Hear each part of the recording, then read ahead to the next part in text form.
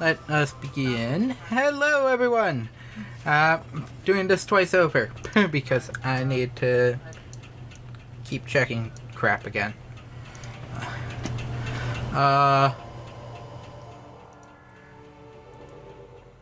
That pinged, and I need to copy this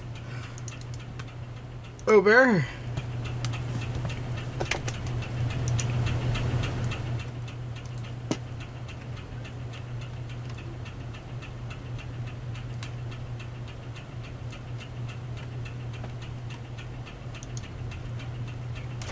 Okay, so last time, as I was saying earlier, hi everyone, Happy New Year's Eve, and if you're watching the VOD later, Happy New Year's. But today, we're going to be continuing this hard mode run, because last time we've just got the plasma beam, so we can head back to Phendrana.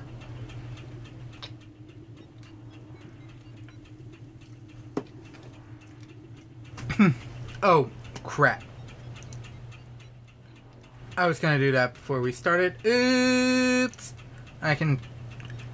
Sorry, this will be like 20 seconds. On the fly. Oh, no. That's the current one. That's the current recording.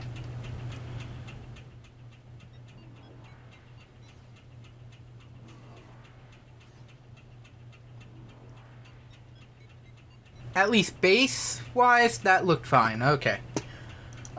For those who don't know and may have not joined the stream for what I was doing, I ended up changing some encoder settings after last time's weird issues. Issues with Wednesday's slowing down issues. I updated the recording encoder to be a variable bitrate versus what I would typically use, which is what I'm currently using right now.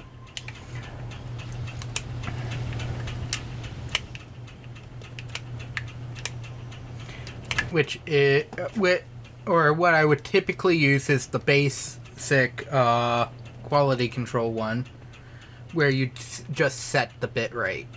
So normally I would use CBR while streaming. Recording wise, I would use CBR on both recording and streaming. I'm using rate control CQP now when I record. I am going to try and up my bitrate for the stream. See how that looks. Okay.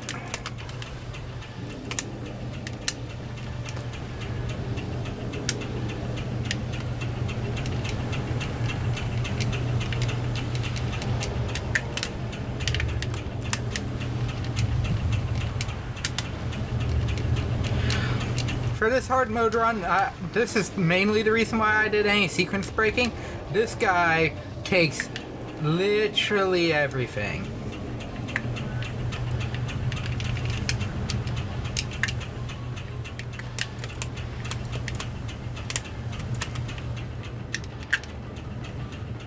Okay.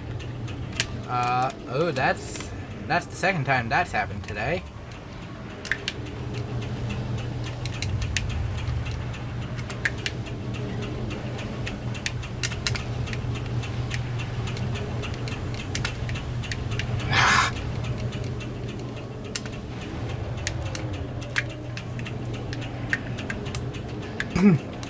Just the wrong item. If you're wondering what I'm referring to, earlier I was testing to make sure everything was running properly. Had issues with the freaking camera again. And yes, I am actually streaming a little earlier than I planned. But I kind of just wanted to get it going. While the camera was working, I wanted to start it going, in case the camera decided to glitch out again. So, if you don't hear me talking too much, that is the reason. My webcam decided to have issues, so I was getting angry. So, time to chill out with some Metroid and hopefully make it to till midnight to bring in the new year.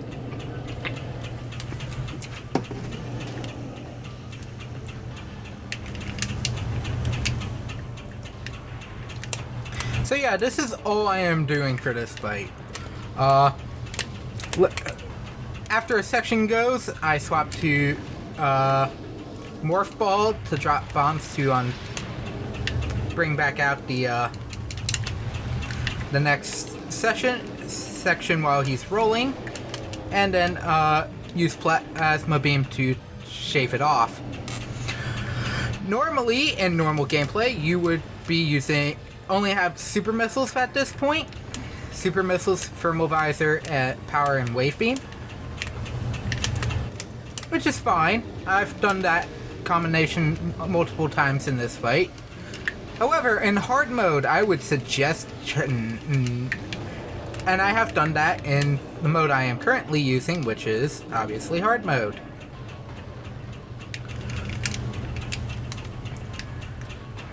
However, in hard mode, you need a lot more. Each section requires at least 2 to 3 just to break.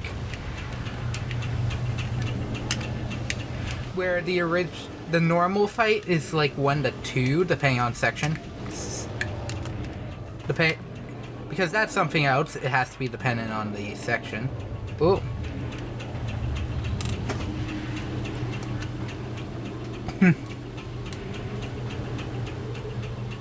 Which is fine, typically. Some issues do occur. But the only issue is you start running out, and then that's the point when you start having to run normal charge shots, which don't do as much, and don't use the Wave Beam in lieu of Super Missiles either, because the Wave Beam is actually weaker than the Power Beam in every form and aspect. Ooh. But now that the center is exposed, which is the last section, you just pelt it in. But the reason why I like using Plasma Beam is that the Plasma Beam is actually coded to do more damage to Thardus. However, under normal gameplay, you don't get the Plasma Beam. So to keep my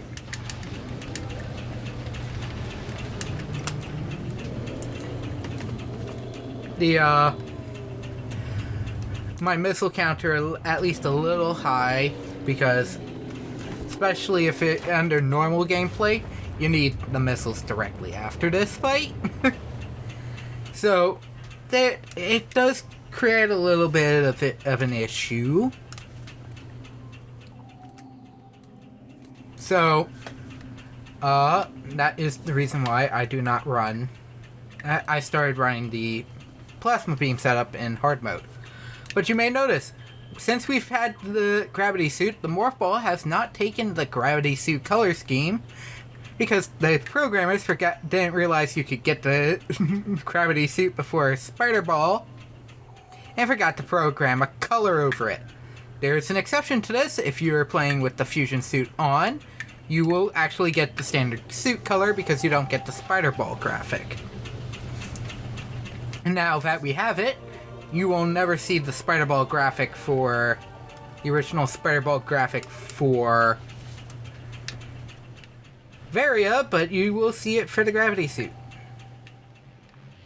And if you're wondering, which do I prefer, Zero Suit, which I prefer, if I prefer one way or the other when playing this game, no. In fact, eventually I plan on doing a standard playthrough for this game, if it gets remastered or not. Just for the fun of it. Mind you, to get any to get through anything else. But now that we have Spider Ball, I think it's time to head, and Plasma Beam as well as Gravity Suit, I think it's time we headed back to the pirate base. Why is that, you may ask? Because we have all the items that are required for the pirate base. You only need 2 items. 2 of the items... Well, you only need 1 of the specific items for this section. And that's plasma. So the reason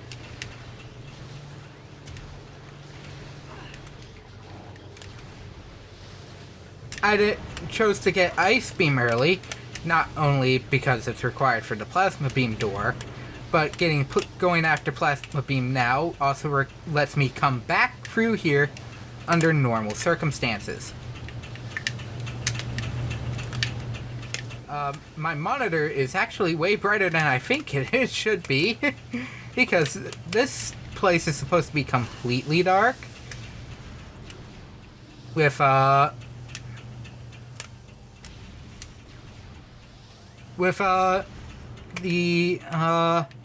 Metroids popping out. However, the light in here that I'm currently noticing, well, on the stream side, you're not seeing anything. It's the same the actual color of the game. On my monitor, it decided, oh, you know what? I'm gonna be brighter than normal.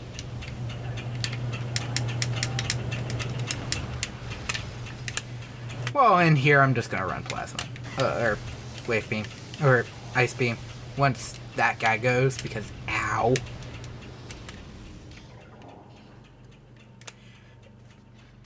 I mean, plasma under normal game circumstances can kill Metroids in one shot.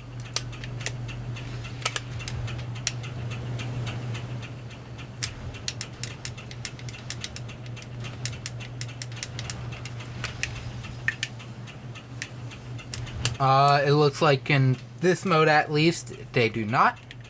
Note, when you get here, you do not have Ice Beam initially, if you're not doing sequence break stuff, which makes technically this mode as a balance act, if you want to call it that, because for speedrunning, because that's just how it works. Okay.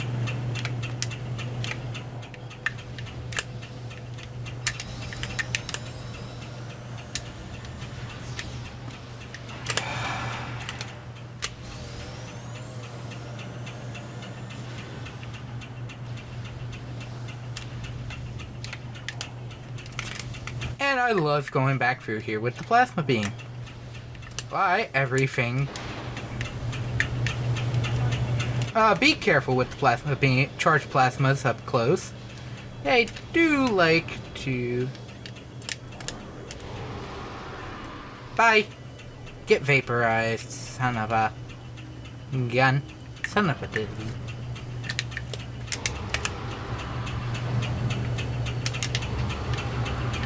Yes, that did actually just go through the wall on accident. And I don't know why. I triggered someone. That one triggers way earlier than I expect him to.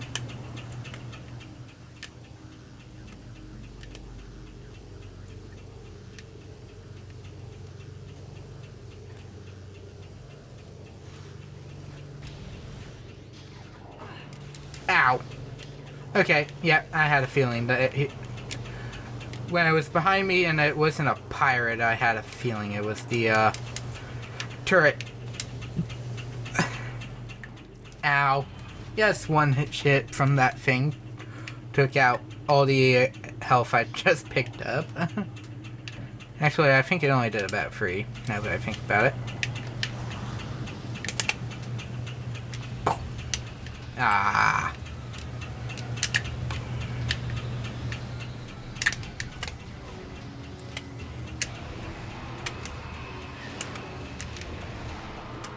Man, I love that physic.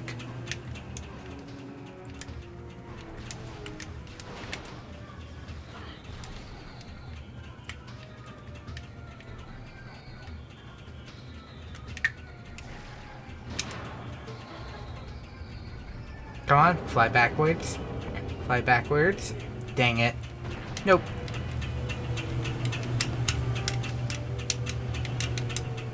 Thankfully this area... There's a safe room after this, so I can at least heal that way and not have to...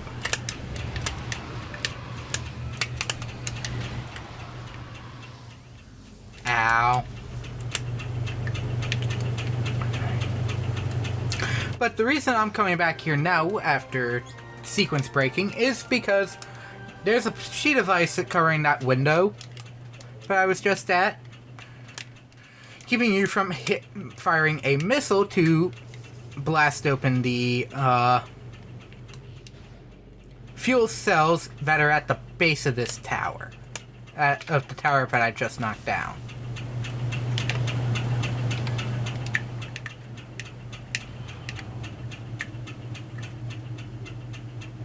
Or at least the spot of the tower you can hit, I should say, because I don't think it's technically the base. It might be. But,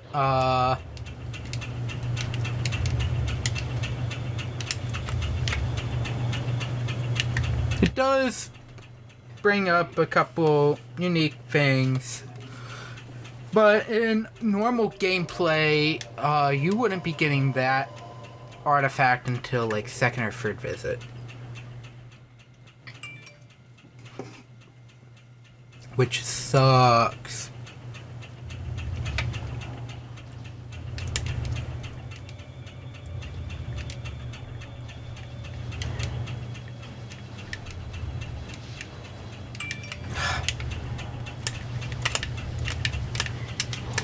Well, remember how I said I was gonna save for health?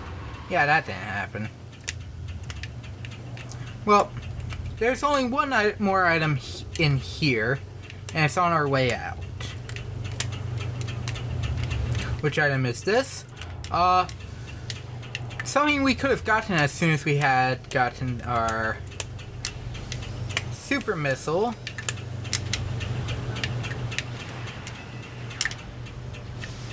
Oh. What?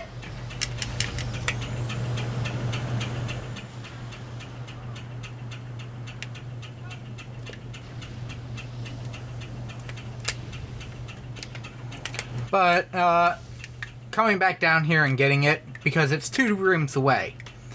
2 rooms away in Metroid is the respawn point for, in Prime at least, is the respawn point time for enemies to respawn. We'd rather not deal with enemies, but I don't have to.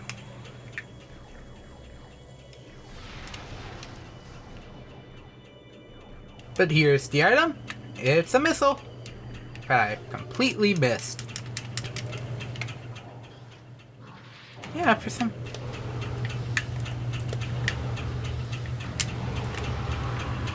Your Kung Fu Jutsu needs work.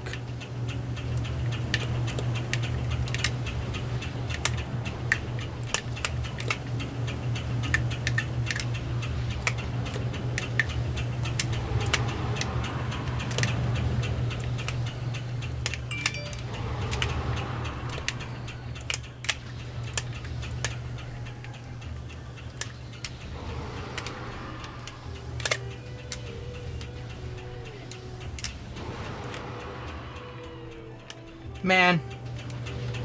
Oh, there's still one remaining. I do like the, that visor. Kind of. It's okay. It's not the best, it's not the worst.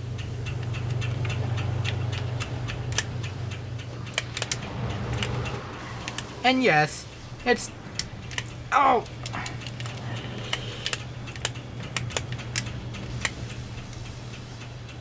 Okay. I'm not even gonna... No more fighting. Just run. Run. Run. Ow.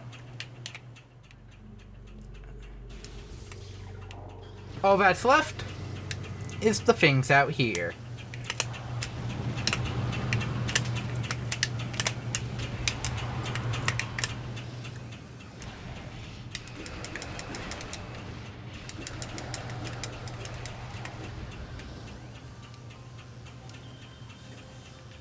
Give me that. Oh.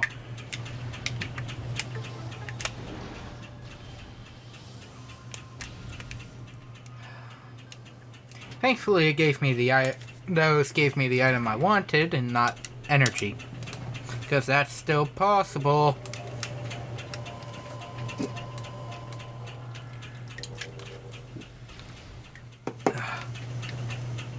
Oh, I have one more of those cans before. At least that are cold. That are at least cold for the night.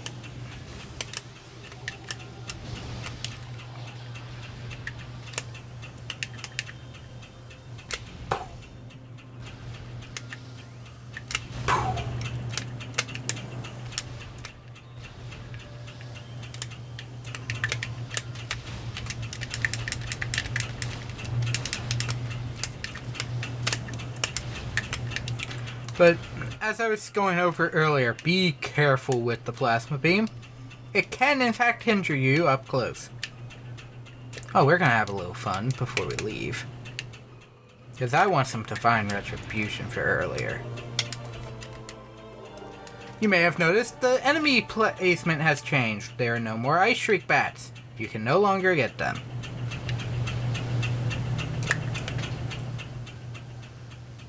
Oh, and there are no more baby Sheegoths. In fact, the only thing here is a standard Sheegoth. Boom. Normally, Sheegoths only absorb beam particles. There is one exception, and don't take damage to the beams. There is one exception, and I am currently using it. Get wrecked. And that is a full tank.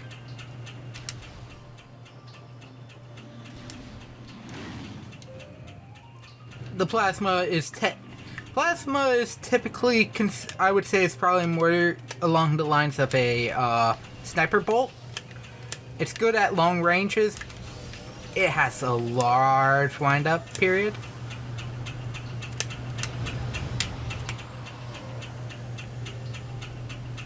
To use. Also, ice burrowers are no longer a thing. If you didn't get them, oh well. Oh, now how I said there was a Sheegoth? We're gonna have some more fun. By the way, need plasma beam for this one. And yes, I glossed over it before the other Sheegoth fight because I was talking about the Sheegoth. I got a power bomb expansion. You may also notice technically something while I'm doing this. She is in fact absorbing the beam energy like she typically would if it hits her back. I mean, it's good at it's technically an all-round weapon. It has a lot more stun power. It doesn't have as much of the typical pushback stun that you would get out of the standard power beam. And yes, I no longer have to once you get this weapon, you no longer have to deal with those. There is a missile expansion up here once you get Spider Ball. By the way, Sheegoth will be in here once you get Spider Ball. Research. Magnetic Rail.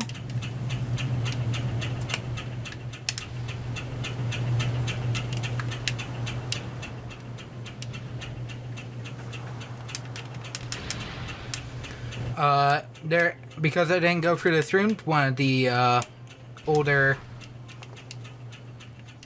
items were here that originally required a charge beam or a missile to remove. You no longer need to use either. You can just plasma, because it's ice. all enemies here are still the same as when we left here the first time, so a lot of bamboos. But there's a reason we need to come here, especially once you have the plasma beam. Up in the top corner is a... I accidentally L-canceled that jump.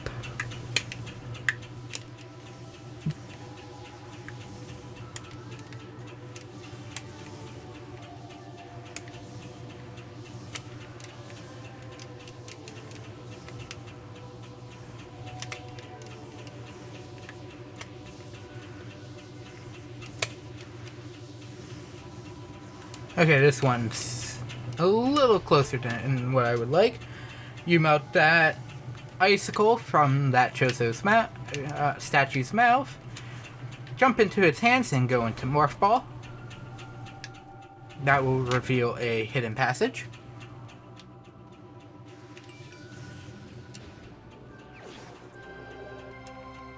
Unfortunately though, because I'm not doing every sequence break, we still have to come back here anyways in the typical fashion. However, I don't have to come back to this specific room. Ever. So, all I have to do is go through Magmore.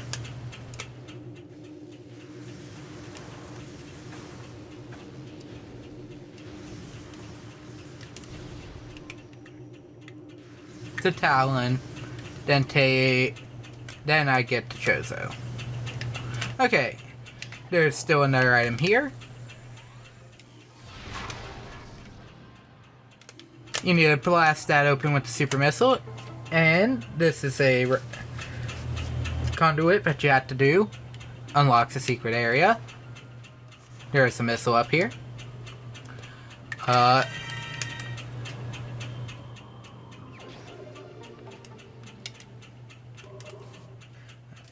Chorus client that interrupts me. Yeah. I'm used to it.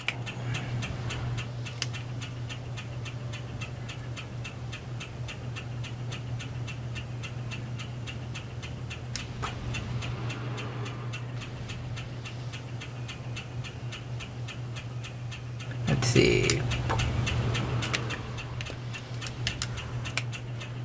Why did I deal with those now? Because this here is here. Another missile. This one will actively taunt you by being in the ice. Same with the energy tank prior. No need now. 25 missiles. But as I was saying, this is the original conduit. Obviously, once you get Super Missile, you're supposed to go back for Ice Beam. What's there? There's a similar thing in the Chozo Runes in that half-pipe room for the same thing. The only things here, though, that I'm missing are things that require Grapple Beam. And we're required one of the missile tanks here that... Well, the one missile tank that's still in Phendrana that I am not getting. Well, both of them require Grapple Beam. Oh, both. There are 3 missile tanks that require Grapple Beam. Unless you are very, very good with your positioning. Except the one in... There's one in Thardus' chamber that I don't think you can skip. Sequence break. The other 2 I know you can, because the ones with the glider in the one room, where you have the very weirdly programmed in Hunter Metroid, who isn't supposed to appear until rooms in the Phase on Mines. Okay, now that we saved and are here again. Oh. So, this is the reason why I wait till I have Gravity Suit. For, among other reasons, Gravity Suit reduces damage by half of even the various suits have function. and normal mobility, and liquids. Now, this would be even easier, mind you, if this was the original the 2D gravity suit, because the 2D gravity suit is busted in this area. It would be busted in this area because the original gravity suit did not let you take damage from lava.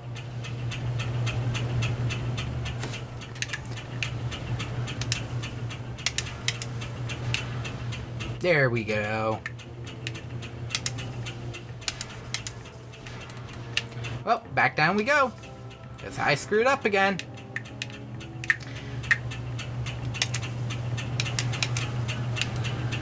It's like, I can position bombs all day.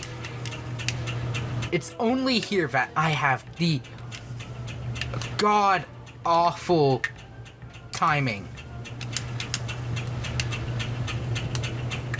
for bomb explosions, and I don't know why. Okay. There we go.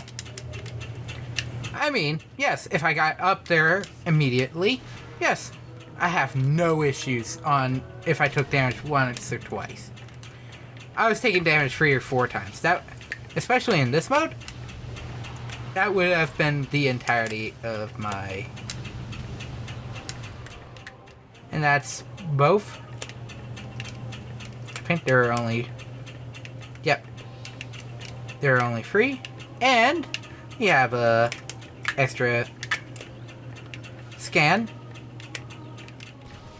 Those are Powerbomb ammos. A scan that they do in fact get rid of later in the game. Requires power. Wonder how we need to get power. There's a Morph Ball spinner.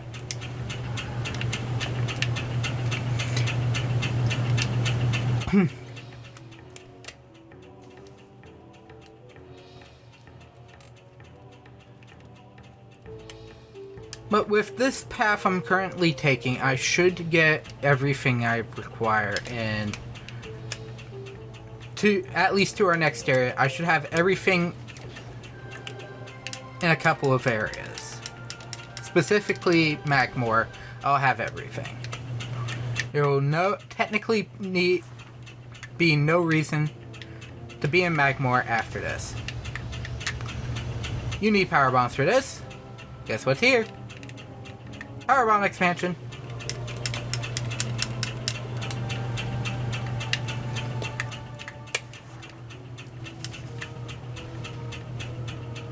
And where does this lead? Oh, we're back here. Well, I'm gonna bomb this door to go back towards the monitoring station because, guess what? Glass tube with fragmented things. If you know what to do with glass tubes, you know exactly what you need to get the item. Because you can definitely hear it. And that is 3 of the 4 beam combos. We have Super Missile, we have Wave Beam, and now we have the Ice Spreader. Ice Spreader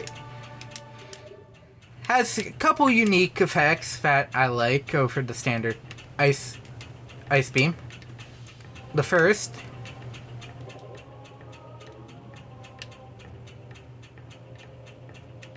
I'll head back towards Chozo.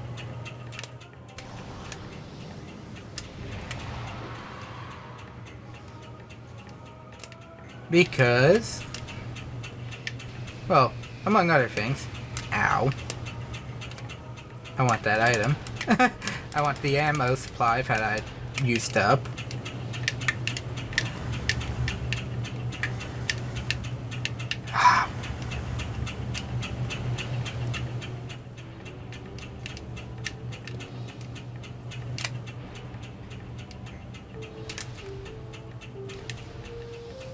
By the way,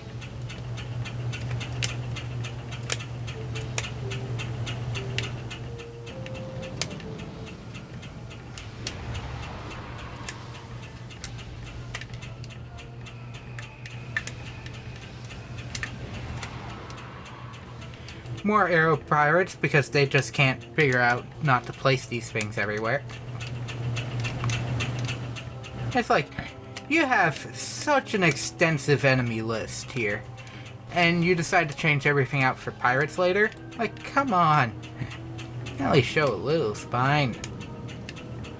But most of the items I'm missing currently are mainly due to the fact that I am not good with bypassing areas that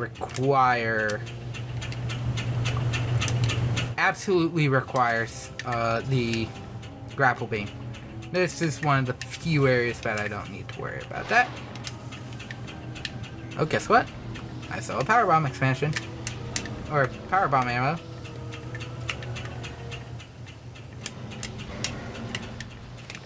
And yes, that was one hit.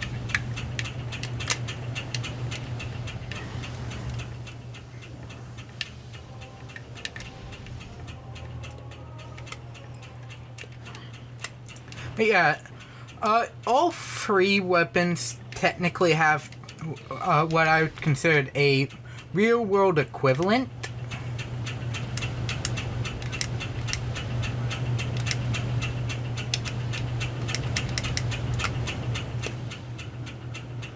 So, power beam is your more assault weapon based thing. Extremely high rate of fire, decent all around power, so on and so forth, that kind of weapon.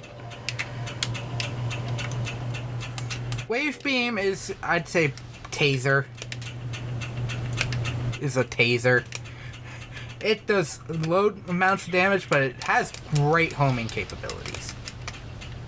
Like, if you play Trilogy, in the areas in Phendrana that have the, bridges and stuff with the arrow pirates, you can, essentially, if you're using the free aim system specifically, you can hold the Wiimote out to the right, around to where the wave beam would be around the obstructing thing, and you can just fire at them.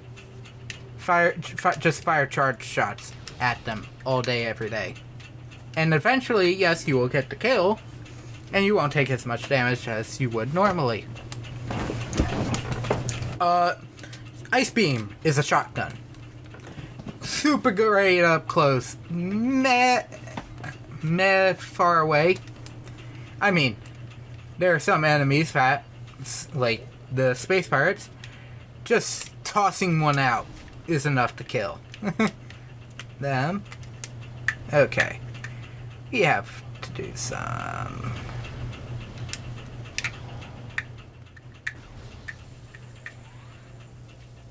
extermination.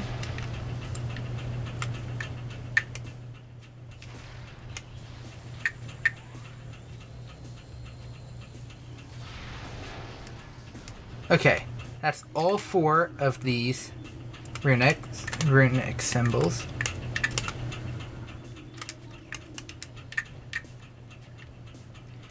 Why am I getting rid of these hives? Because the hives suck. Each one can spout out 5 at a time before, your actual kills. So, at any given time, there can be a full 20 wasps in this one area. By the way, the pillars are straight across from each other.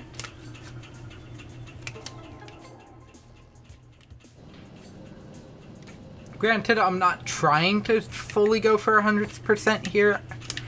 It's just ingrained here. I don't need it at this point.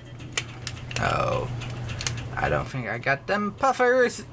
If I didn't scan this guy or these guys earlier, I probably didn't get the puffers.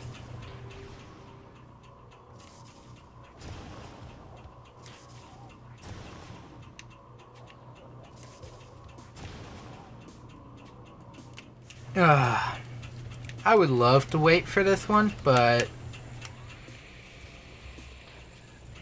this one I typically do right after Thardus anyways, but normal mode and hard mode are 2 different beasts. this is the only way to unlock the Sun Chamber room door. Which, yes, doesn't mean much, but there's an artifact here that you have to get.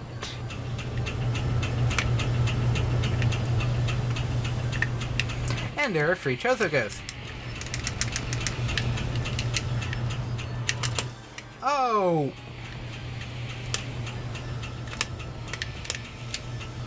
Bye.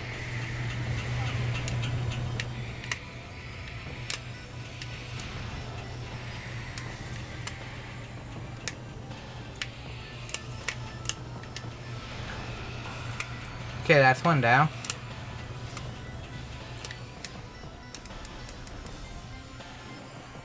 Oh. At least their health drops are fine.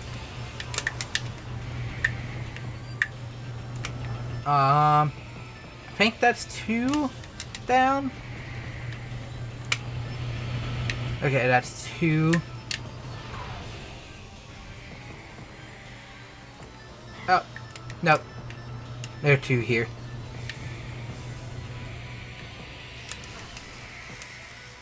Okay. Unless there are 4 here in hard mode.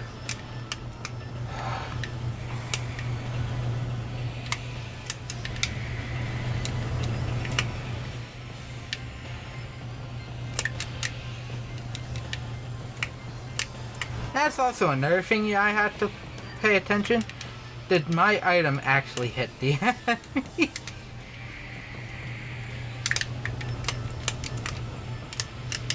And if you're asking, because these are ghosts and I have the Wave Buster, does that work?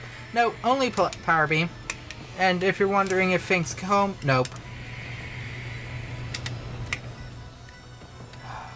I'm about to just spam the Power Beam until the cows come home. Because technically without the,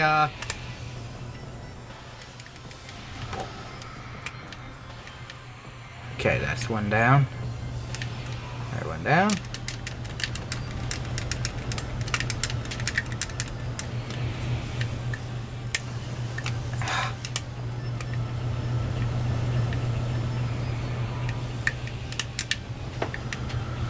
There we go.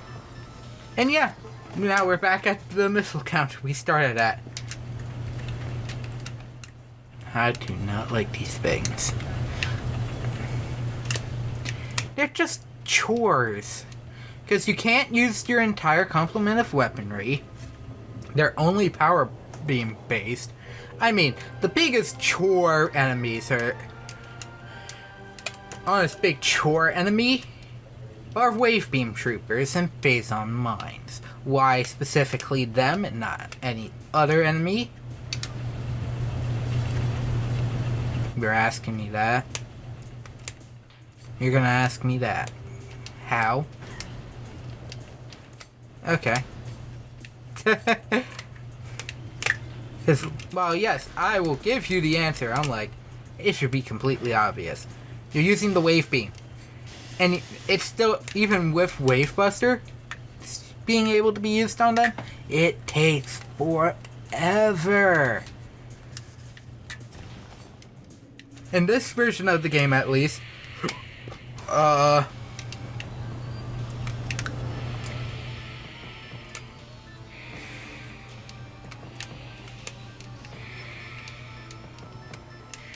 and yes, this will happen. This starts happening once you have the ice beam. Once you hit Hall of Elders specifically, those enemies start spawning. But now that we have our full complement of at least movement options, other than, you know, grapple beam.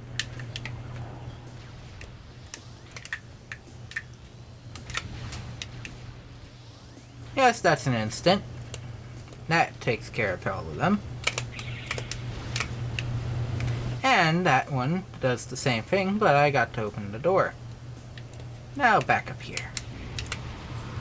Reaper Vines. Go down in 1 hit. He's bang. Especially if you can aim well enough, you can hit all three.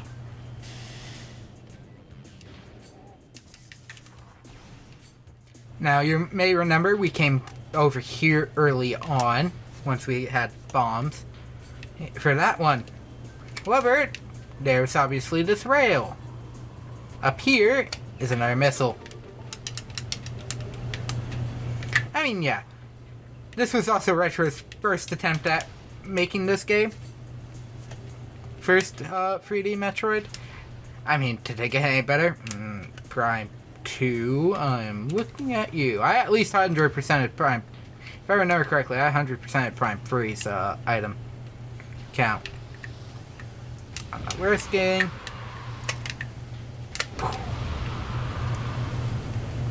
Yeah, that is just pure catharsis right there for those. At least this set. Other ones are way too far apart to get that kind of catharsis from other ions, but like the ones we're about to come across, because those are the ones in the on the way to the incinerator drone area.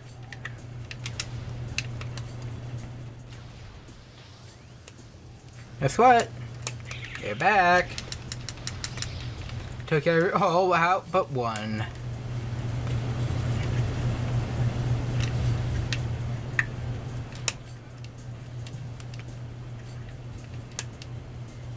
See, would you look at that? For the most part, even the map is like only 2 rooms out at a time. 1 room out at a time, if not slightly 2.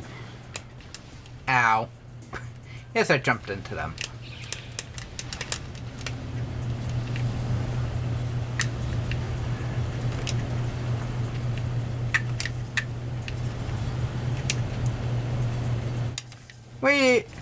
And yes, we are going back this way because, well, it does lead us to where we need to go next, 1. And 2. There's a more important factor here now. 1, I can do this normally and not waste everybody's time, and I can show that.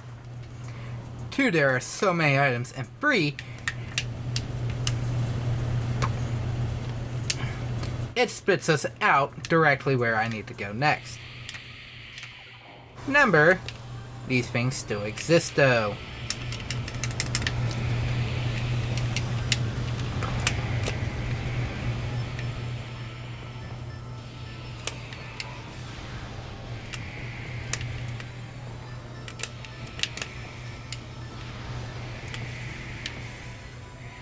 That's 2.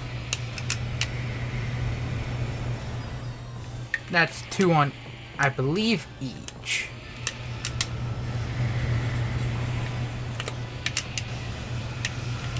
These guys, unlike the other because remember, there are beam troopers of each type of beam, and that missed. That missed, because it tracks the actual movement of them doing that little Hadouken motion. But yes, these don't go... Surprisingly, these actually don't go away. However, there is an item here. Guess what we needed?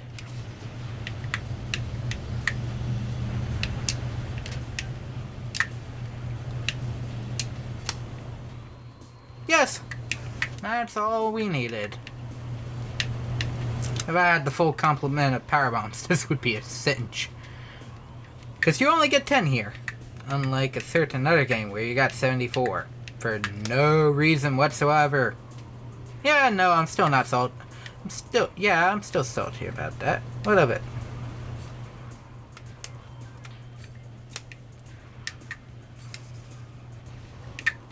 And yet, you can completely bypass that section.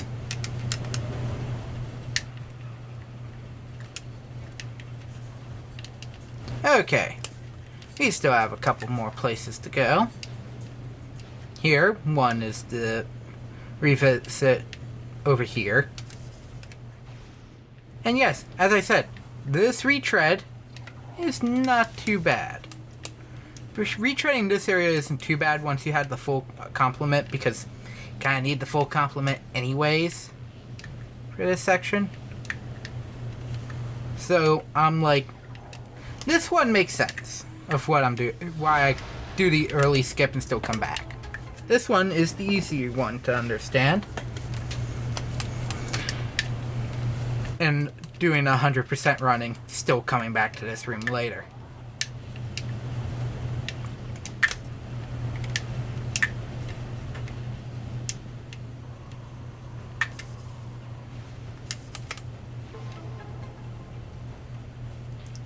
And if you're wondering, yes, there's a missile tank here.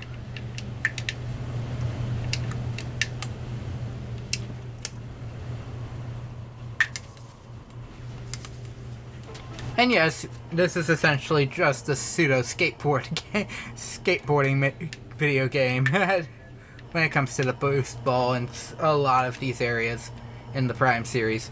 It literally just is skateboarding.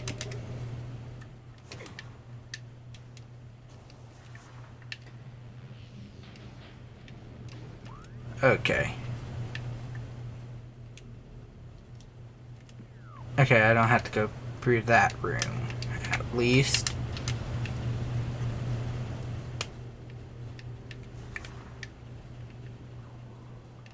I have a feeling, yep. And then we use this room rather than going back through the pipe. We must fight in this room, because that thing's hand will not activate otherwise. And yes, this room suddenly went from 1 to 3 on revisits. I mean, I could wait and get a certain item and come back, because guess what? We still would have to retread here anyways. You know what? I wasted that. Missile? Sure, fine. Whatever. We'll come back to that room. I know I'm doing this weirdly. Might be doing this weirdly and not really efficient. But I'm not speedrunning. Well, I'm using like certain tricks and whatnot when it comes to like knowing what speedrunning is. I'm not speedrunning. Doing anything but speedrunning. But we finally get to go through the door we never went through. North. It's a long hallway. Curving hallway to an elevator. Oh. Head south, actually. This is south. I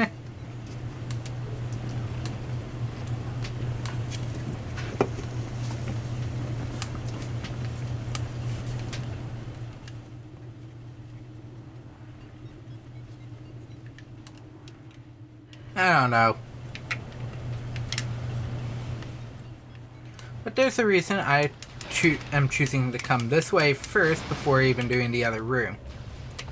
Now that I think about it. And it would save the other rooms a little bit of time, but...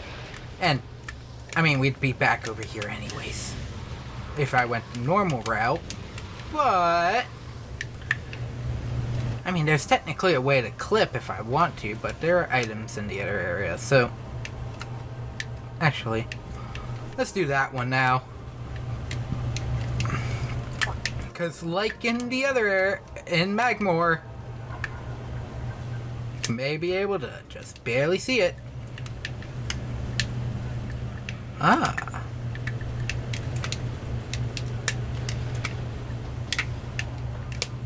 Or, yes, you see it. Another missile. There's actually a number of extra missiles here. But why am I doing this now rather than doing the enemies first and getting those items? Because then I'd have to still backtrack twice to the same room. Well, let's just say the item that I am to obtain will make that room a not necessarily a non-issue, but it will make it a heck of a lot easier. By the way, yes, you can get here with your original complement once you get Ice Beam. Can't do anything about that because you need power bombs. And the first power bomb spot, if you're not cheating, or not sequence breaking, which kind of is cheating, because technically you're not playing the game the way it's intended, but it's not like... You're exploiting the games to your advantage rather than actually breaking the game. You're taking advantages of bugs in the code where using a cheat device would be altering the code.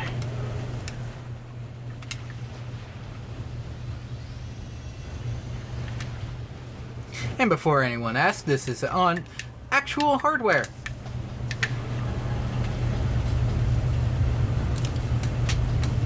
I would turn the game off, but I'd have to wait till I get to the save room, which we're close to, actually. Once I get the 2 artifacts, the energy tank 2 artifacts, I will show exactly where those items are, because I'm not going to leave people hanging. I can at least pop it out, swap to the normal camera screen, and show it.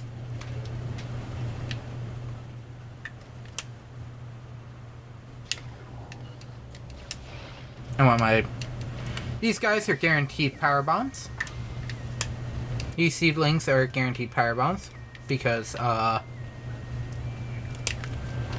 they suspect you might only have 1 or 2 when you get here from a number of reasons, including, but not limited to,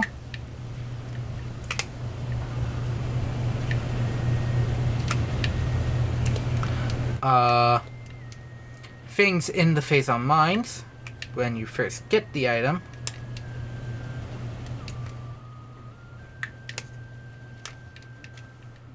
Okay, yeah, no.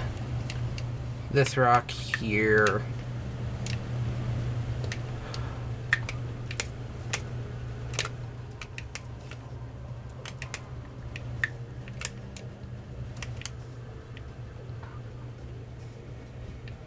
Yes, this area is not really good at its platforming.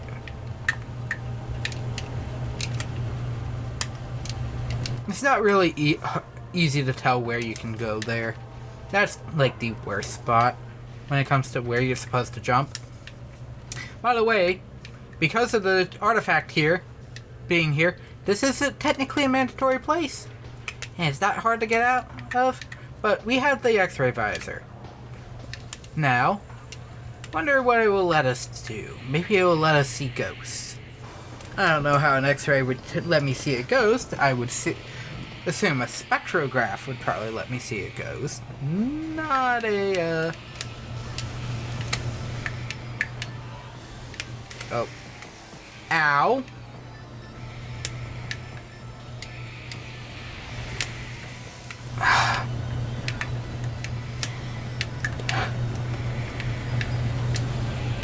By the way, you can't get out of this room until you...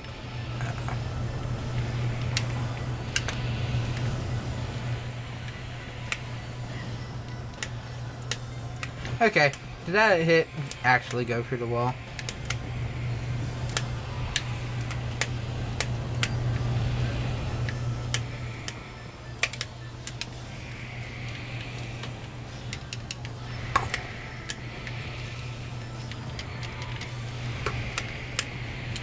And remember how I said this would make life easier? I wasn't lying. I can now track these things. Boom. Okay, that's 1 down. And yes, I am now at 20 of these things. What? That's something I don't get. Some are easier to kill than others. And I don't know if it's because I've put enough damage out, or B, they have like tiny timers that technically slowly drain their life force as the longer they are out. But the only time that that actually happens is once you get to the X-ray visor. Yes, we are all the way back down here again, dealing with this platform, which I never get on my first try, typically. It's only my second and technically third tries.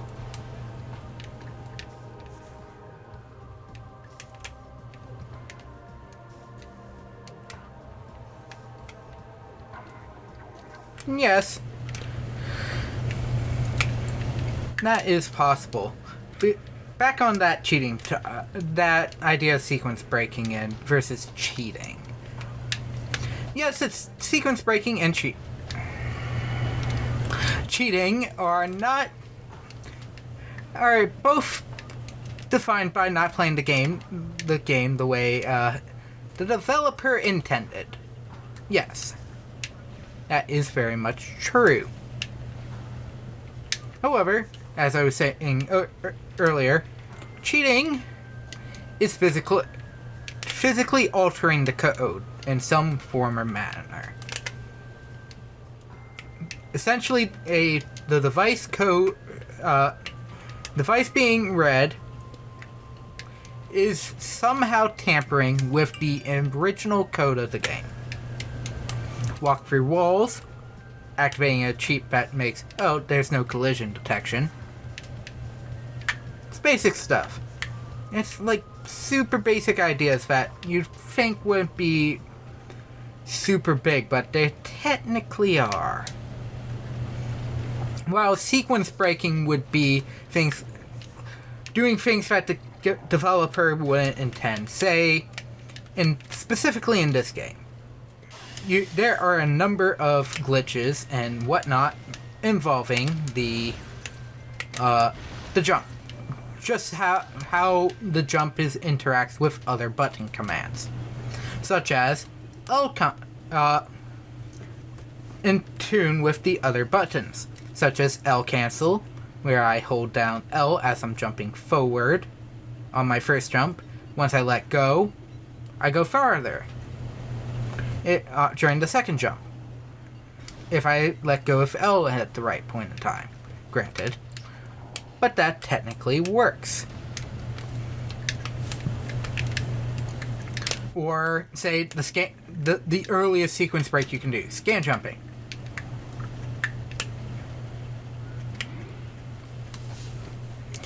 Scan jumping works like you would normally do for combat. However, to go further,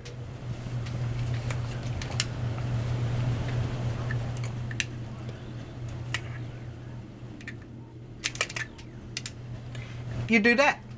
You scan, but you also, once you get into input the command to jump, you let go of every button on the controller, except maybe movement, to carry you further. That is it. Okay, now we're back in this room for 3 more. But that is essentially how the game works. How sequence breaking works. Or, in the case of, say, let's use Metroid. Let's continue using the Metroid, going through, especially Metroid, because Metroid is one of the bigger ones when it comes to sequence breaking. And we'll use 2D. We'll use one of the most famous sequence breaks in Metroid, Super. You are intended to wall jump. Not use one wall. You're intended. There are items locked behind wall jump areas. People realized and figured out that among the things you can do in the game was quickly shift your momentum back midair to the same wall. In fact, the ability to wall jump was not afflicted or affected by... there was still one remaining.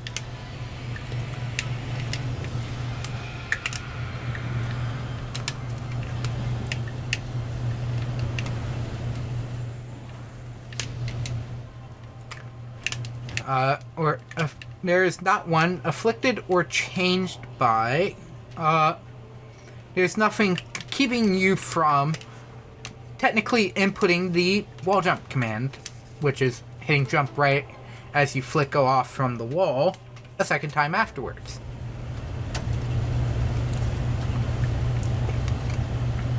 Once you quickly shifted your momentum back.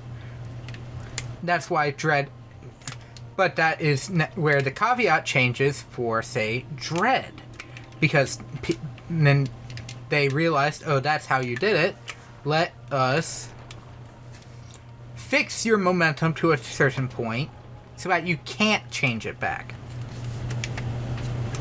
That's how Dread and how Fusion originally did it after Super, and how Dread, both technically Samus Returns does this as well, on top of Dread, is that you just can't do it the same way you once did. Get into the frickin' pipe, because I still need one more item in this area.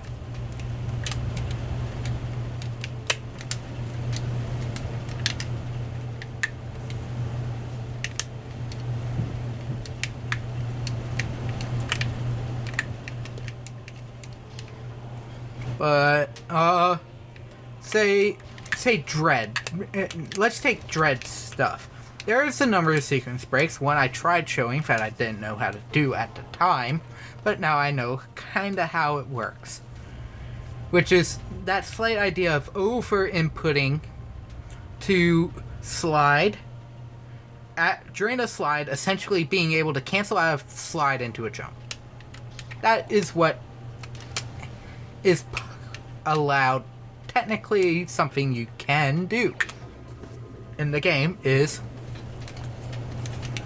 essentially pseudo store an input to jump once you hit the right point. There is an exact time when you're supposed to put that input in, but for some people, such as myself, it is easier to just mash the button while the maneuver's going on. And this is how you are able to get the grapple beam early in Dread. There's also the convoluted way of getting the beam to pass through walls without wave beam. The 2D style wave beam. Because, must I remind you, the wave beam only goes through select walls in this game. Same with Other M.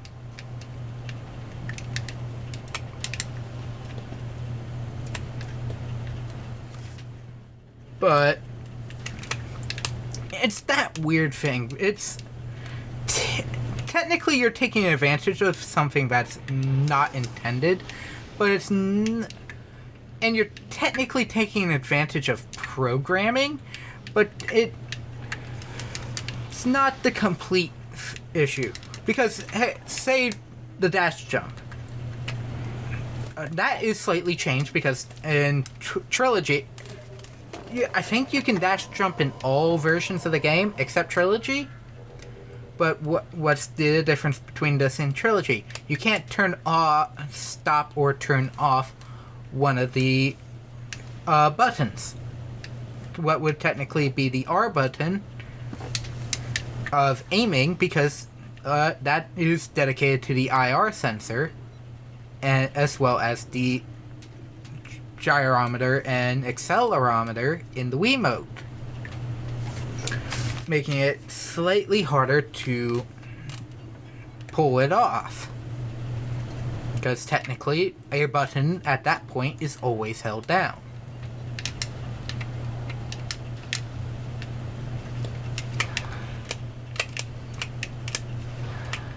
Now, why did I do that?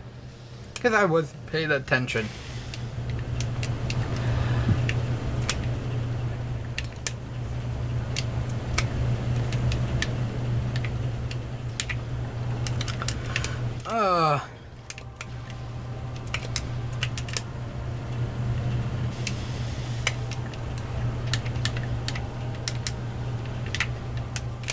Or B, the other option would be because you have to technically land on a specific patch of land to pull off the trick in the first place. Because that is also something. I'm heading back to the ship because I'm going to call it here because, well, I'm enjoying the session. What happened earlier was happening earlier, kind of just pulled everything out of me, so to speak. And I'm just tired.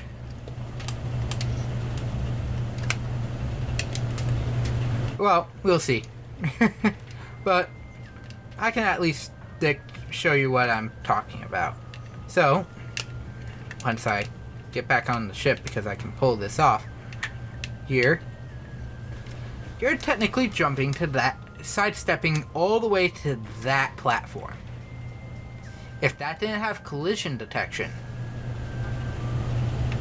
because you can just stand anything that's technically a slope connected, this kind of area like right here,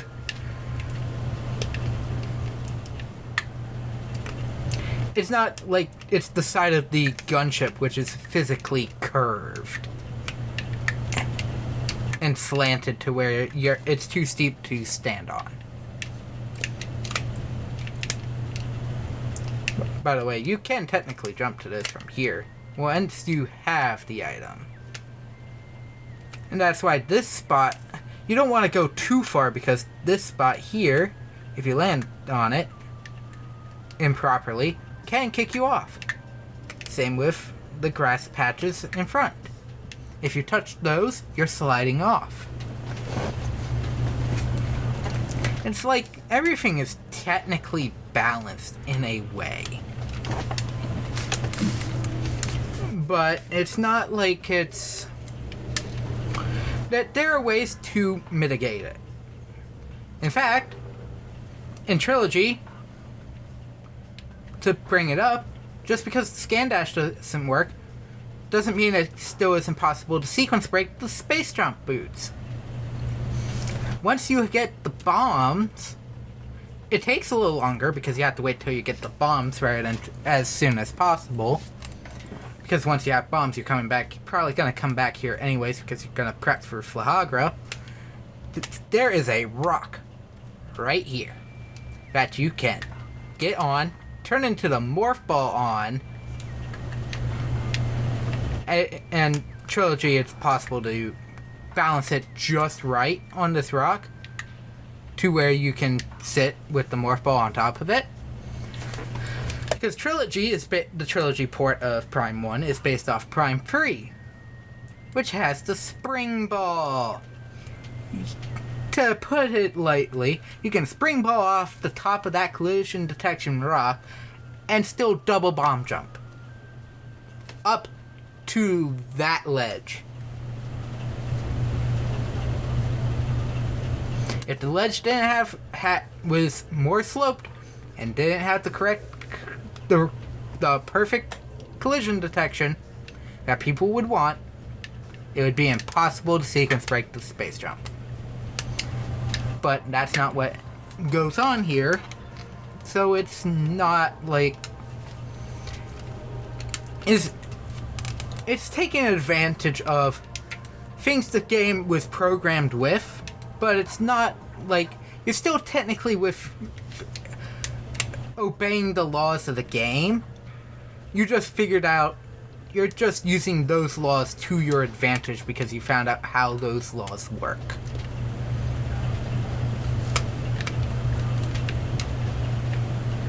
It's the difference between a sequence break and a cheat.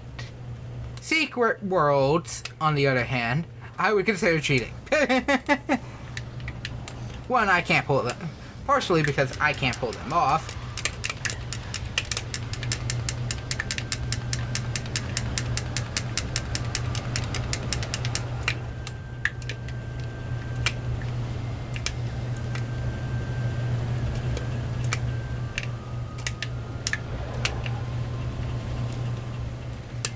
And two, you have to glitch so much. Because, okay, for those who don't know what speed worlds are, and I'll even throw in the infinite speed glitches. What those are, or the best way, I'm also going to use Dread for this example, because these ones are a little on the weird side of the glitch portion. Like, L jumping's a glitch. Dash jumping is technically a glitch. But those are mundane to rules slightly being based on, the game's laws and rules on how it controls. I'd say. It's a different story when it comes to secret worlds, which go out, and infinite speed glitches, which are technically designed to take you outside the game bounds, or remove, in the case of the infinite speed glitch and say one of Dread's glitches that was patched out, involves removing your hit detection, which is extremely hard to do in terms of normal gameplay. And altering. So it's like, in terms of speedrunning with that kind of idea, I'd say those are more cheats than anything, because out of bounds, one wrong move, you're soft locking.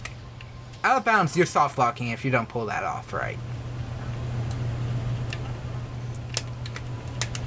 Speed glitch, I don't fully understand, and I won't even pretend to be like I understand what this, say that I understand what this does.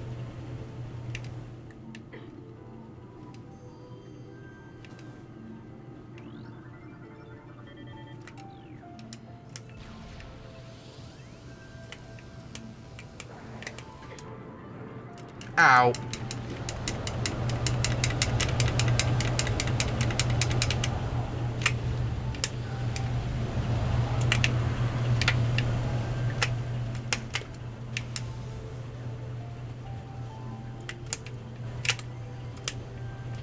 But the invulnerability glitch of Dread is definitely one of the worst offenders, because that is definitely into axis skew is both removing your hitbox and creating an out of bounds. It's like, yeah, sure, they are interesting glitches because, you could pull off suitless run. You didn't have to get Varia or Gravity to complete the run. It's like, kind of that I kind of understand why you'd feel slightly bitter about it, but the issue is, in that point, wouldn't that be too hard for newcomers to come in for that idea, because that is such a high hurdle to deal with. As someone I watched put it, and it's like, yeah, I would definitely put that as a hurdle that would be too high to actually do consistently, because there is a high chance you could destroy your save completely, your game file completely, or ruin your chance completely, and you'd have to start your run over. And if you were to do that in, say, like a race scenario where you're racing against another speedrunner, that's game. At that point, I'd say game over. Because if the other guy got it right, there's no coming back from that. Oh. Every time. At least once every time.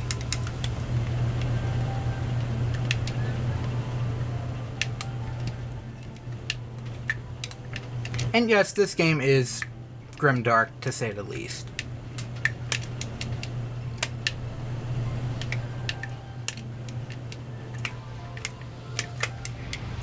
And as I was going on about, because I was originally,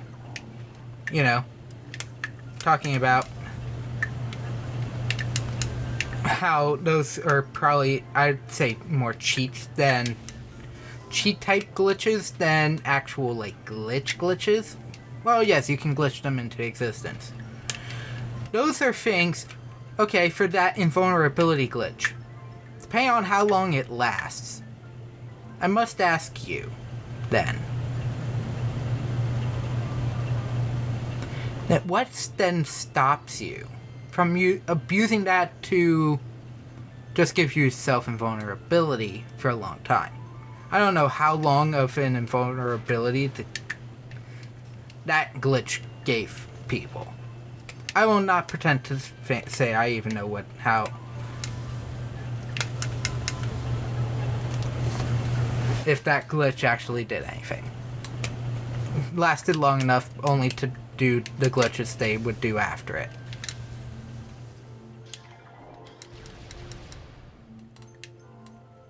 But it's very telling that it's it's definitely not, cheating, though. And I understand that. Kind of, for the most part. Somewhat.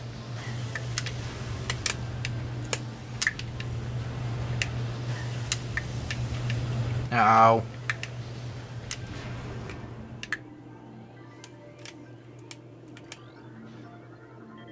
Get that, because he is one-time scan. So yes, that is something that the game is both good with and not good with. How plasma behaves with water. Plasma can work in water, but it cannot work outside it. It cannot enter, but it works well inside.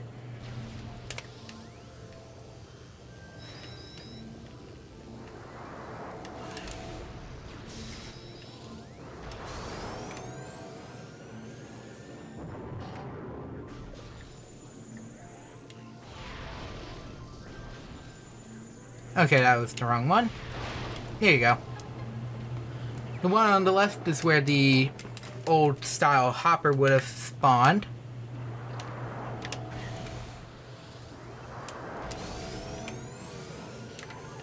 Didn't realize there spawned two in this room. Might be a hard mode thing. But as I was saying, it's like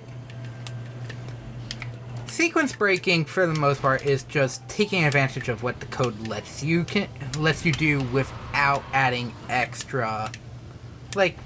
adding any extra features, to say the least. It's not like a mod where you're physically altering the code of the game to display a specific image you'd like to see. You're not gonna add, and you don't have to add codes. So say, one thing that is altering the code, but would take advantage of, say, sequence breaking, because there is a modded software thing that I actually like using. I'll be honest, I actually like using this thing. It's called randomizers. That is technically altering the code for either A, your better, or B, your worst. Pokemon, in the case of, say, Pokemon randomizers, you kind of want to do Nuzlocke, because technically that could depending on your luck, that could get brokenly good. Just get a legendary as your starter, there you go, done. Beat the game already. Same with Gen 3 and otherwise anything else. Gen 3 is definitely good, Gen 4 is not. It's once you start adding that kind of thing, it's fine. That one, you also technically should add rules. And I understand that. But say something like Metroid, a randomizer, could be give you a very, and I mean very different experience in playing the game. Oh, by the way, there's an energy tank here. Something I was kind of hoping, and I still kind of wish for at least like a DLC thing for Dread, that they add a like randomizer mode.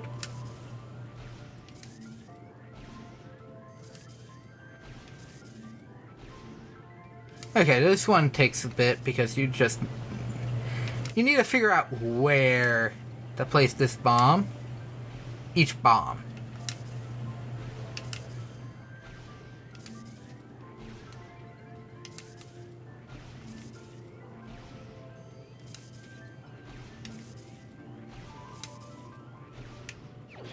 There we go. 3 times. No, like 6 times the charm. The third time would have been the best time. Because that's the third time of the third time. But, and that. But a randomizer could I feel would actually be cool, especially if it was like officially licensed one, because then especially if they got, say, one of the people that actually do it and know the full capabilities of what you could do, because at that point then, or if it was, say, like a free update to a Metroid game in this instance, because Metroid's kind of like that one that's weird. Say Dread. Let's take Dread for an instance.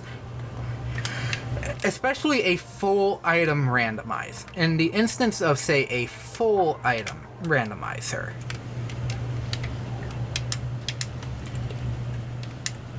even among the ME item, then if you got your technically full complement of items, then, or if you know what you would do with your full set of items in an area, and you got an item that would technically take you to those areas early, and you have the other items to access that area, and you know there's an item there, do you chance going there for the right item?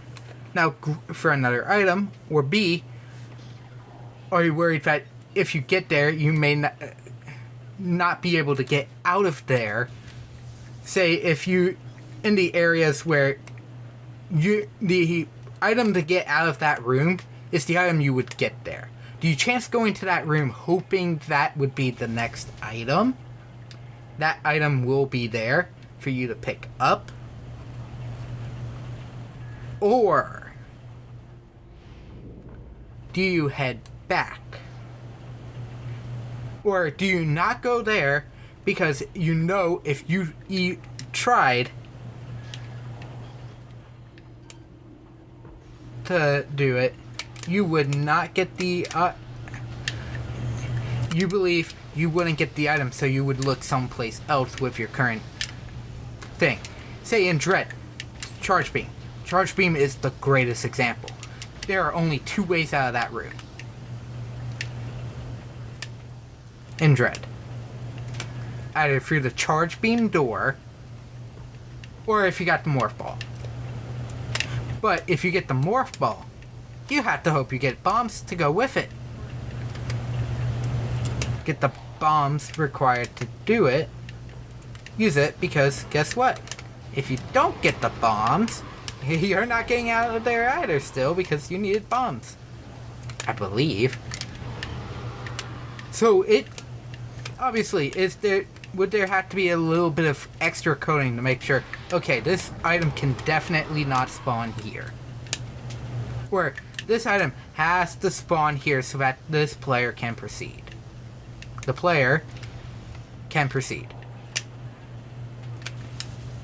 And I've played a couple randomizers. I played a randomizer for this. I even streamed that one. I played Zero Mission, also on stream. I've also played, in my spare time, when it first came out, the original Super Metroid one. Because I knew but I used a specific seed because I knew that seed wouldn't soft lock. I found my way. So I at least saw that one not soft lock me immediately. Like, there will be... It's a lot of work to organize one, but I would love to see an official Metroid randomizer, just to see how it would work, and especially for Dread, I would love to see how it go through a Dread randomizer. And especially in Metroid, there is the ability for the full item randomizer. So missile tanks, those big items could also be swapped with the missile and energy tanks. Potentially, you could get all your suit upgrades, but not have a single energy tank to your name because they're all stuck behind the MEs. Or you might get, say, early on, you might get the flash shift early. Maybe you get lucky with the Varia suit. Okay, now you don't need Phantom Cloak to get out of Artaria, because you can just take the heated corridor to the elevator room. It's these small checks and balances that I feel would be the best. However, that's another thing, though. You would still need Charge Beam to get out.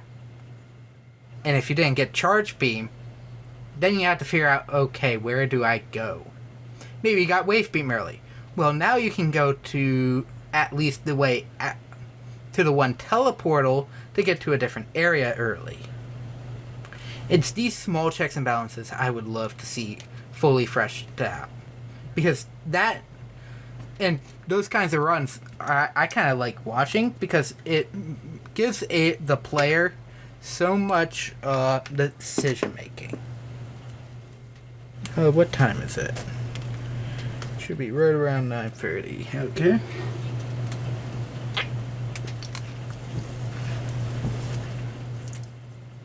Now I have to make a decision.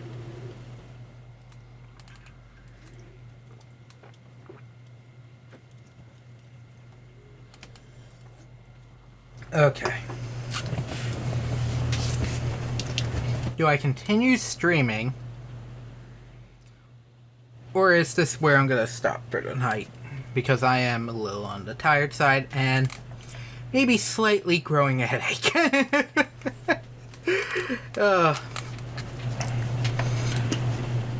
It's just this time of year. The temperature is currently changing so much that I'm getting that... It's not like that major headache, but my ears are always popping kind of headache. It's not like I'm sick or anything. It's that my nose is always running and my ears are popping issue. But, yeah, I'm gonna end this here. But before I do, I still kind of want to finish that kind of discussion I was talking about. But randomizers, I feel, I would love to say this. Now, granted, are there Metroid games that a randomizer just won't potentially work with currently? Yes. Fusion. Fusion's the obvious one.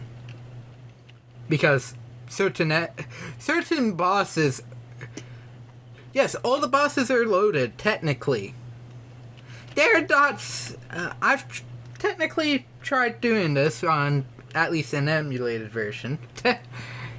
Gave myself the ability to get to the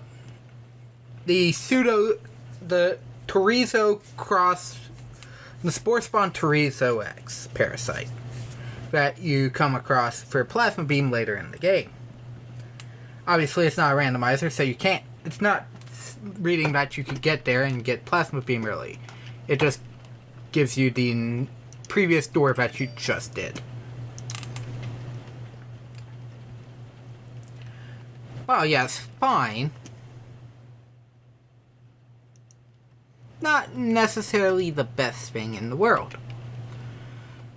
The issue is, as I learned, he still does his full amount of damage with the plasma beam. So, if that would be the issue with that game's randomizer. And granted, it is possible to play Fusion with no... Last time I checked, I think there is a no energy tank Metroid Fusion run. I think there is a no Metroid tank run because of 0%.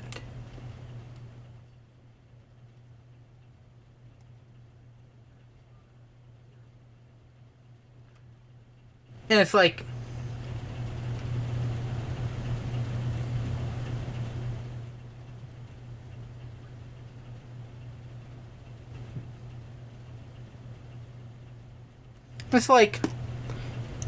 technically there are runs with no energy tanks and no damage runs, which are fine. That's cool.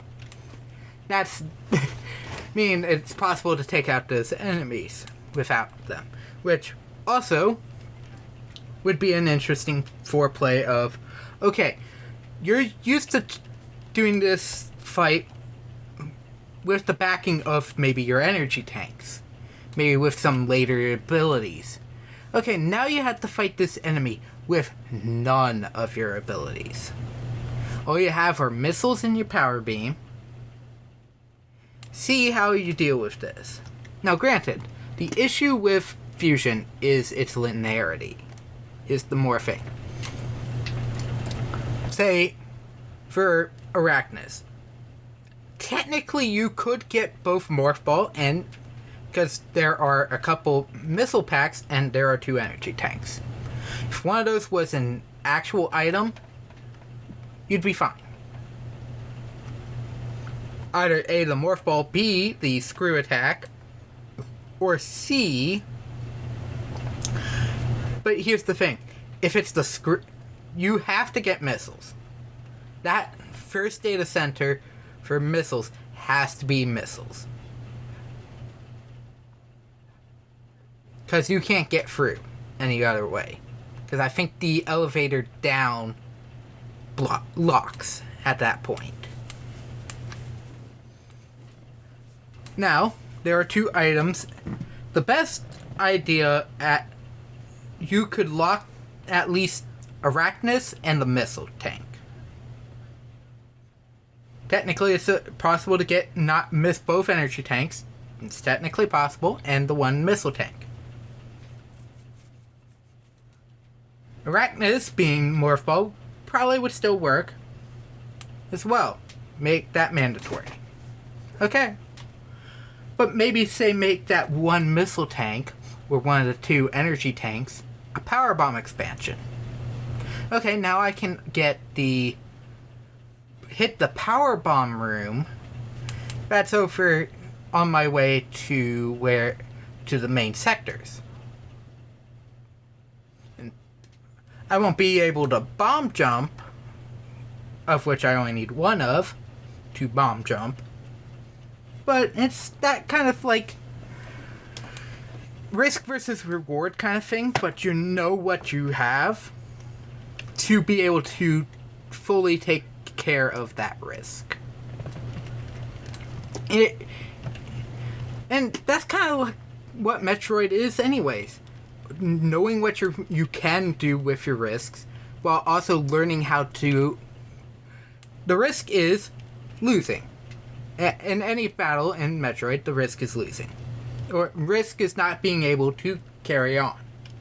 However, maybe you hit a boss that's starting to be challenging. What do? You learn it.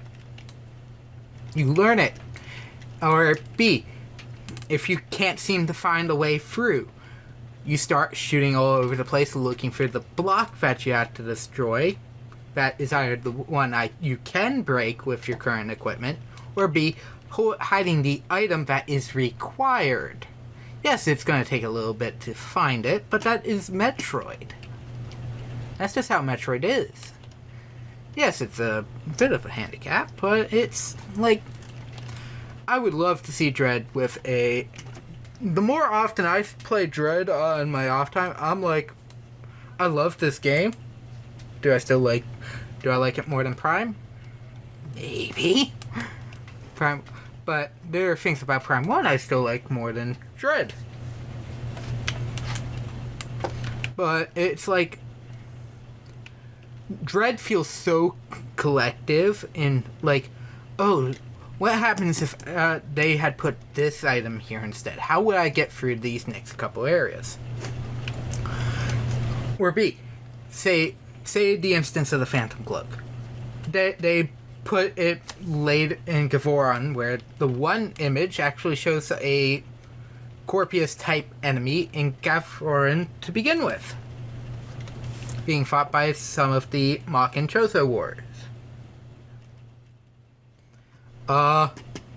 What if they put the pulse radar that's there where technically the Phantom Cloak is supposed to be?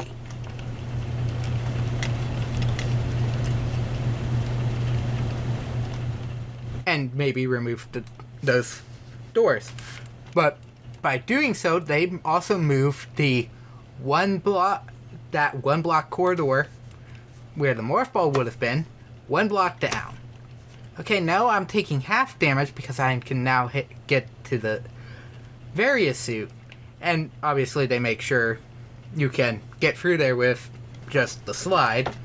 Okay, now I have the Various suit on top of the Spider Magnet and whatnot. Let's see what else I can do. Because, by the way, the one way to get to... There are two, as I said earlier, there are two ways to get to Catarus. There's the heated hallway, and then there's the sensor door for the Phantom Cloak. If you have one or the other, you can get through. If you have either one, you can still get through that door. Over through. Especially because the first the rooms prior to that area are a charge beam and standard blocks. Meaning if you have wave beam, I got lucky with wave beam, or still got the charge beam at relatively the right point, you can get through. It's like there's these catch-22s. But I would love to see like an official try at a randomizer for Dread. But anyways, that is going to be it for this session. I've rambled on long enough. Thank you all for stopping by and watching. And as I said earlier, Happy New Year's Eve. Or for those watching the VOD, Happy New Year. Unfortunately, yeah, as I said, mine wasn't really into the game as much as I wanted it to be. A little tired, a little stuffed up. But, I'm not... Honestly, for the most part, this is just that kind of like side game that I just keep going back to. From like that once a year revisit of Prime 1. Trust me, there's going to be once a year revisit to Prime 1. Where Dread I'd probably have once a week, once a month at this point. Speaking of which, that's something I'll bring up again. Currently I am thinking of doing a playthrough, as of right now, because I cannot always guarantee I'll do what I say, for a playthrough. Currently, Sunday, I'm planning on finishing Final Fantasy VI. Or, that one's the guarantee. I'm finishing Final Fantasy VI on Sunday. That following Sunday, I originally said I was planning on... I'm planning on doing... Resident Evil 4 for the GameCube. Because I haven't played it. I've touched it to try and get used to the controls. I still haven't gotten fully used to it. But that is something I would like to play. Well, just in case I decide not to, let's put an actual like live stream list of what I may plan on doing. Like RE4, there are a couple other games I haven't fully played that would probably be better as live streams, just due to my inexperience with those games. Currently, those are Resident Evil 4, Metal Gear Solid: The Twin Snakes for the GameCube, Skies of Arcadia, also for the GameCube. What about Wii games? Not really. Maybe Sonic and the Secret Rings. I'd said I'd never touch that game again with a 20-foot pole, but, you know. We'll see about that one. What about back here? Nope. But other than that, I'm trying to figure out what I'm planning on doing next. This week currently up to Wednesday. Just because of how I'm recording and adding streams into the mix, it's gonna be a little on the weird side. Just because of how late I'm doing Final Fantasy VI, this is going up first on that Monday. But I might honestly save the 6th final boss for re-upload on YouTube for a day when I actually need it. Trust me, because I have a feeling I'm gonna need it for a later day because of how I'm doing Leaf Green. So, with how I am thinking currently, I may end up starting on Wednesday Mario 64. My 70-star run of Mario 64. With a back burner of Final Fantasy VI to go up at some point. Should I need an extra part somewhere. After Leaf Green goes into what would be the live stream section of finishing post-game stuff. That's not really originally a part of the original remake experience. Let's put it like that. I am planning on doing a shorter playthrough just to put it off. I am planning on doing Bakugan Battle Brawlers for the Nintendo Wii. The only issue is obviously, sensor bar stuff and setting the Wii U up to record that. But that is a game I kind of actually want to do, so I will do it. I'll play it. Because of that, I know 64 is going to take me a bit. Because, as always, Mario is not one of my stronger suits. I actually have experience with 64.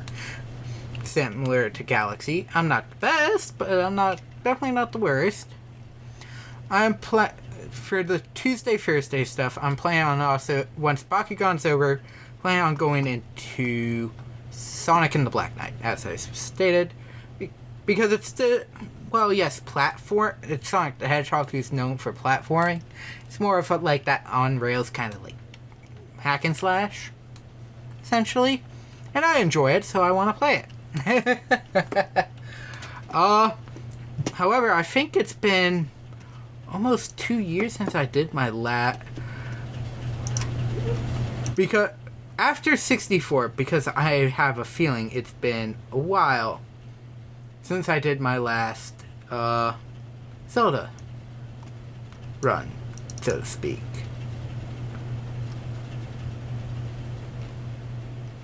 Which, yeah, about that time would be my last one, because my first one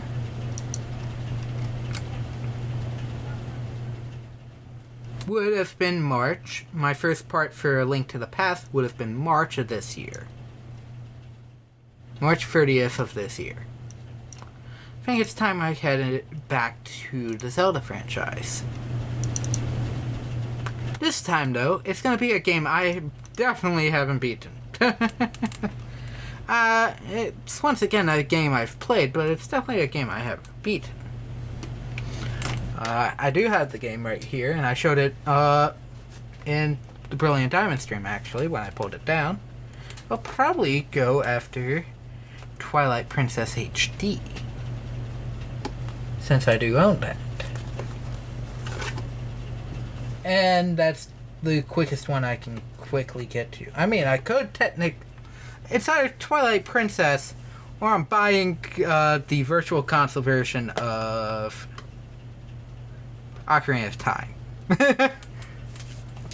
Or, say if a certain other game comes out. Oh, wait.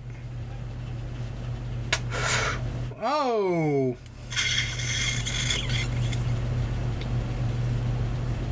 Scratch everything. Scratch everything. Okay, no. Wednesday will be Bakugan, and then once that's done, I'm honestly not expecting it to be long. Will either A, be Sonic and the Black Knight, start, and then be phased into something else later. Use 6 as a buffer. But I'm going to head afterwards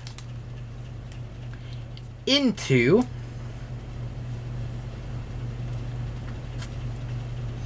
Pokemon Legends Arceus, because that comes out this on the 28th. And I definitely want to play that on stream, because that looks fun. But, so Tuesday, Thursday will probably end up becoming, after Leaf Green is done, that's how I'll probably do it.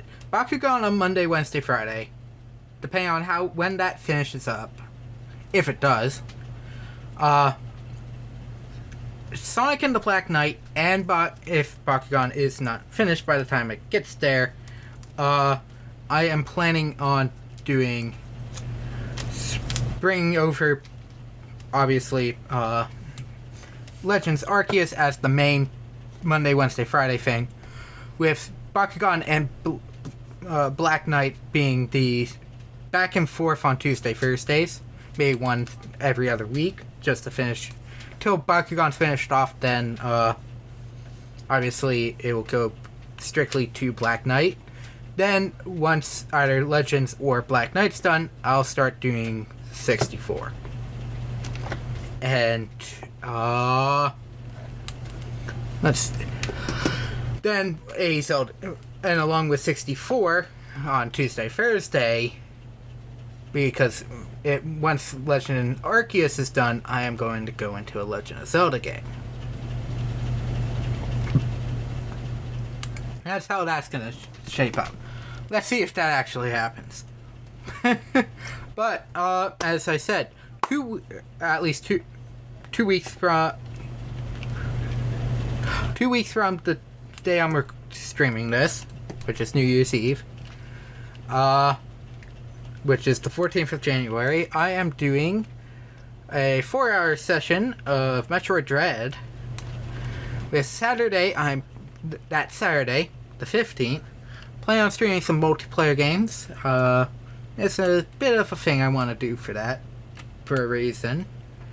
So I feel like it'll be fun to do. I just don't know when or how it shall be done.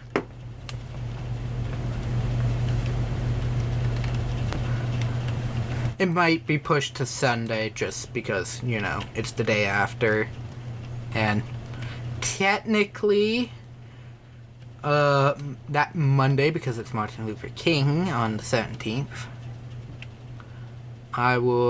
or 2 weeks from today, will be Martin Luther King Jr.'s birthday, or the American National observance of Martin Luther's birthday as a national holiday is the 17th this year, because it's always the third Monday. Not his actual. Last time I checked, if I remember correctly, Martin Luther King Jr.'s birthday is the 15th.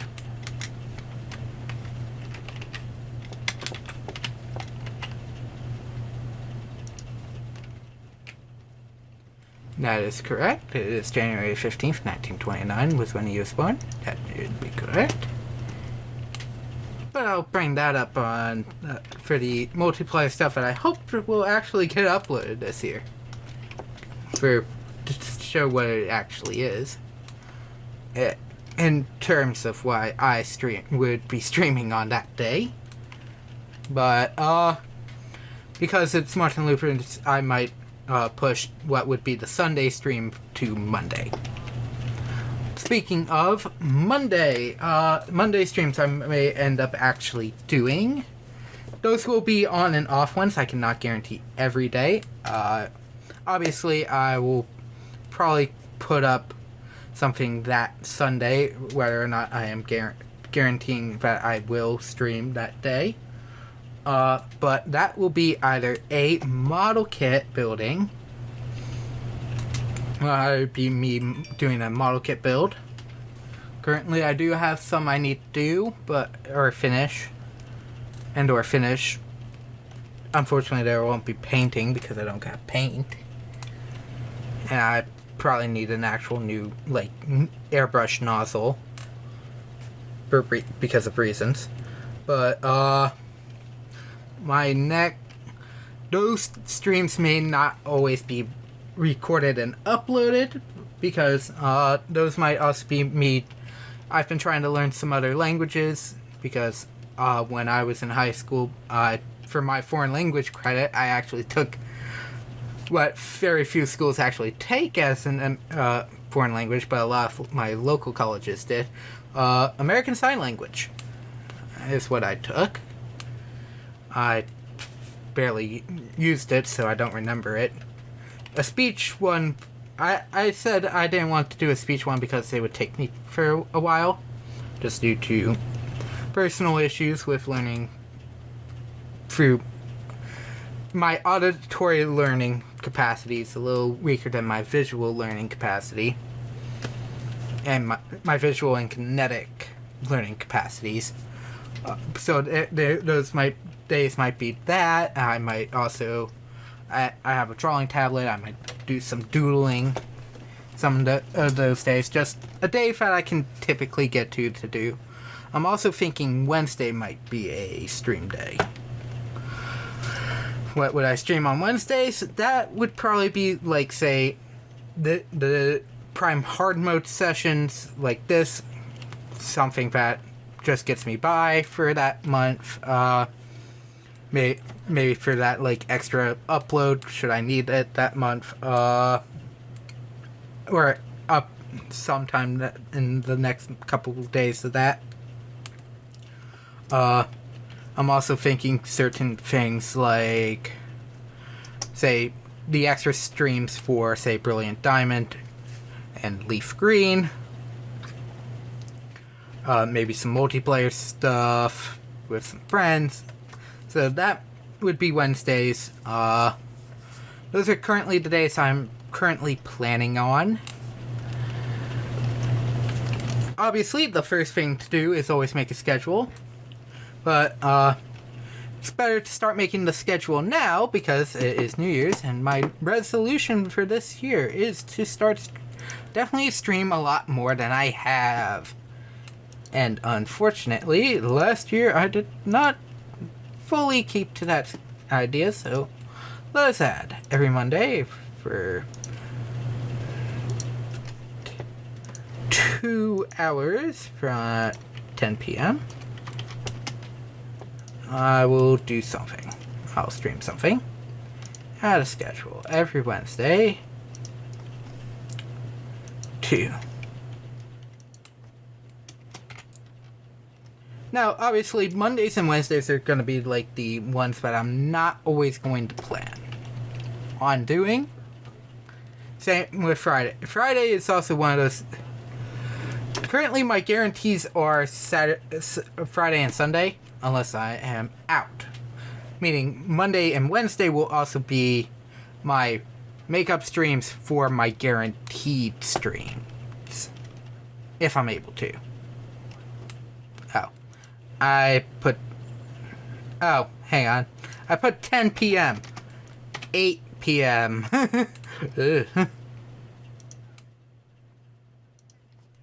I put the end time, not the start time. At 8 a.m. for 2 hours. Obviously, streams might go longer, but those are my guarantees currently. Other than that, there may be streams on, as I said, Tuesday, Thursday, and Saturday. There may be streams, there may not. That just goes with my energy level. And that's also how, at least how long the streams go is going to be based on my energy level that day. Or if the stream happens at all on Monday. Because, remember, I'd be streaming on Monday directly a day after my Sunday streams. So I might be tired from that. Maybe I want to catch up on some things. But that's also what Saturday is for. The day I take off completely. Most of the time. Depends on what the schedule is. So, speaking of, let's go to October. October 16th is on a Sunday this year, so I'm thinking of doing another small stream then. Probably another Dread stream, honestly. Will probably be another Dread stream, honestly. But it is on a playthrough day.